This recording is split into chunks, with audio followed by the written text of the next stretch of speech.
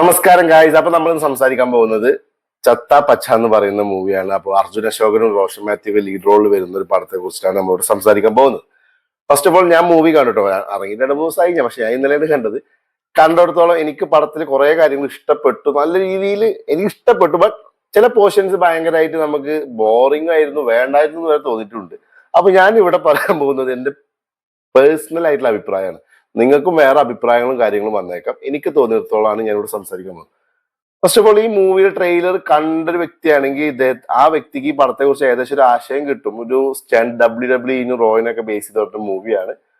ഒരു കോസ്റ്റ്യൂം ഗുസ്തി അല്ലെങ്കിൽ കോസ്റ്റ്യൂം റെസ്ലിംഗ് പോലത്തെ രീതിയിലാണ്. നമുക്ക് നമ്മുടെ പണ്ട് കാലത്ത് നമ്മൾ സ്കൂൾ പഠിക്കുന്ന സമയത്ത് നമ്മൾ WWE കണ്ടിട്ടുണ്ടെങ്കിൽ നമുക്ക് ഈ പടത്തിലെ എല്ലാ ഫൈറ്റ് സീക്വൻസും കണക്ട് ആവും. കാരണം ഒട്ടുമിക്ക ലോക്കുകളും ഒട്ടുമിക്ക ആക്ഷൻസും ഒക്കെ ഇതിൽ അവർ ഇൻക്ലൂഡ് ചെയ്തിട്ടുണ്ട്. അതായത് യു ക്യാൻ സീ മി ഏതാണെങ്കിലും, ഏത് രീതിയിലാണെങ്കിലും, കെയിൻ്റെ ആണെങ്കിലും റാൻഡി ഓർട്ടൻ്റെ ആണെങ്കിലും, ഏത് WWE നല്ല രീതിക്ക് താറോയെ സ്റ്റഡി ചെയ്തിട്ട് ആക്ഷൻ സീക്വൻസ് കൊറിയോഗ്രാഫി ചെയ്ത പോലെ എനിക്ക് തോന്നി. അത് ബ്രില്യൻ്റ് ആയിരുന്നു. നമുക്ക് തിയേറ്ററിൽ തന്നെ ഇത് ഭയങ്കരമായിട്ട് എക്സ്പീരിയൻസ് ചെയ്യാം. ഈ പടത്തിനൊരു വൺ ഓഫ് ദ നെഗറ്റീവ് എന്ന് പറഞ്ഞാൽ ഈ പടം ഒരു ആക്ഷൻ മൂവിയാണ്. ആ ആക്ഷനിലോട്ട് ഈ പടം എത്താൻ വേണ്ടിയിട്ട് ഏകദേശം ഒരു 10-20 മിനിറ്റോളം പടത്തിന് സ്റ്റാർട്ടിങ്ങിൽ ഒരു ലാഗിങ് വരുന്നുണ്ട്. അതിലോട്ട് ആ ഒരു കണ്ടന്റിലോട്ട് എത്താൻ വേണ്ടിയിട്ട് ഒരു ഫസ്റ്റ് ഹാഫ്, പക്ഷെ ആ ടൈം നമുക്ക് ഒട്ടും എന്റർടൈനിങ് ആയി തോന്നിയില്ല. അതെന്തുകൊണ്ടാ വെച്ചാല് അത് ഈ ഒരു ടോപ്പിക്കിലോട്ട് മൂവി വരാൻ വേണ്ടിയിട്ട് ഒരു സാധാരണ ഒരു ക്ലീശ പോലെ വന്ന പോലെ തോന്നി. ബട്ട് ആ ഒരു 20 മിനിറ്റ് കഴിഞ്ഞപ്പോൾ പടം കംപ്ലീറ്റ്ലി എന്റർടൈനിങ് ആയിരുന്നു. പടം ഭയങ്കര എന്റർടൈനിങ് എന്ന് പറഞ്ഞാല് പടത്തിൽ ഫസ്റ്റ് പറഞ്ഞ ഫ്ലാഷ് ബാക്ക് ഒക്കെ ഭയങ്കര റണ്ണിങ് സ്പീഡിൽ പോയ പോലെ തോന്നി. നമുക്കൊന്നും അത്ര പെട്ടെന്ന് കണക്ട് ആയില്ലെങ്കിലും പിന്നെ ഇവർ ഈ ട്രെയിലർ കണ്ടമാതിരി ഈ ഗുസ്തിയിലോട്ട് അല്ലെങ്കിൽ ഒരു ഫൈറ്റിലോട്ട് ഇൻക്ലൂഡ് ചെയ്ത് അങ്ങനെ വന്നപ്പോൾ പടം ഭയങ്കര എൻഗേജിങ് ആയി, പടം രസമായി, ഭയങ്കര ട്രാക്ക് കയറി. ബട്ട് ലാസ്റ്റ് ക്ലൈമാക്സിനോട് അടുക്കുമ്പോൾ ക്യാമിയോ വരുന്നുണ്ട്. നമ്മളിപ്പോ എല്ലാവർക്കും അറിയുന്ന പോലെ തന്നെ മമ്മൂക്കാന്റെ ക്യാമിയോ വരുന്നുണ്ട്.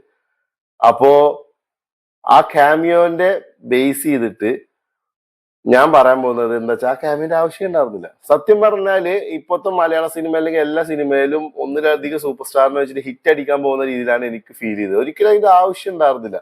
കാരണം ആ സ്റ്റോറി ബേസിൽ വന്നിട്ടുള്ള ഒരു സ്റ്റോറി ലൈനിൽ നല്ല രീതിക്ക് പോയിക്കൊണ്ടിരുന്ന മൂവി ആയിരുന്നു. അത് മമ്മൂക്കാന്നല്ല, ഒരു വ്യക്തിനെ വെച്ചിട്ട് അങ്ങനെ ക്യാമിയോ കൊടുത്തിട്ട് ഒരു ഭയങ്കര ഹൈപ്പിൽ കൊടുത്ത് നടനെ കൊടുത്ത് ചെയ്യേണ്ട ആവശ്യം ഉണ്ടായിരുന്നില്ല. അതാണ് പൊതുവായിട്ടുള്ള സത്യം.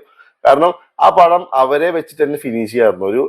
ഒരു ബിഗ് സ്റ്റാർഡമുള്ള വ്യക്തിനെ കൊടുന്ന് അത് അങ്ങനെ കൊടുന്ന് അതിന്റെ ആവശ്യമാണ്. സത്യം പറഞ്ഞാൽ എനിക്ക് ഭയങ്കര ബോറിംഗ് ആയിരുന്നു ആ ക്യാരക്ടർ കണ്ടപ്പോൾ. ഞാൻ ഉൾപ്പെടെ തിയേറ്ററിലുള്ള ഒരു എക്സ്പീരിയൻസ് കണ്ടപ്പോൾ തന്നെ എനിക്ക് മനസ്സിലായി ഞാൻ നല്ലൊരു മമ്മൂക്ക ഫാനാണ്. ബട്ട് മമ്മൂക്കാക്ക് ആ മൂവിയിൽ ഒന്നും ചെയ്യാൻ ഉണ്ടായിരുന്നില്ല, അതാണ് സത്യം. നല്ല രീതിയിൽ സ്റ്റണ്ടും കാര്യങ്ങളും ഭയങ്കര ട്രെൻഡ് സെക്ടർ പോലെ നമ്മൾ തല്ലുമാലൊക്കെ പോലെ ഇങ്ങനെ മൂവി ഇങ്ങനെ കണക്റ്റായി വരികയായിരുന്നു. പടം കണ്ടു കഴിഞ്ഞാൽ നമുക്ക് ആ ഒരു പോർഷൻ മാറ്റി കഴിഞ്ഞാൽ പടം ടോപ്പ് നോച്ചാണ്. അത്രയും നല്ല ഫൈറ്റ് സീക്വൻസും നല്ല രീതിക്ക് ഡ്രസ്സിങ്ങും കൊറിയോഗ്രാഫിക്കും മ്യൂസിക്കൊക്കെ അത്യാവശ്യം നല്ല രീതിയിൽ കണക്റ്റായി. അർജുൻ അശോകനാണെങ്കിലും വിശാഖ് നായരും ഇഷാൻ ഷൗക്കത്തും ഇവരുടെയൊക്കെ ക്യാരക്ടേഴ്സ് നല്ല അവരുടെ കരിയറിലെ ബെസ്റ്റ് ക്യാരക്ടേഴ്സിൽ ഇതുവരെയുള്ള ബെസ്റ്റ് ക്യാരക്ടേഴ്സിൽ പെടുന്ന രീതിയിൽ അവർ ആക്ട് ചെയ്യലും എല്ലാം മൈൻഡ് ന്യൂ ഫേസസ് ഒരുപാടുണ്ട്. ഇവരൊക്കെ നല്ല രീതിക്ക് പടം കണക്ട് ചെയ്ത് കൊണ്ടുപോകുന്നു.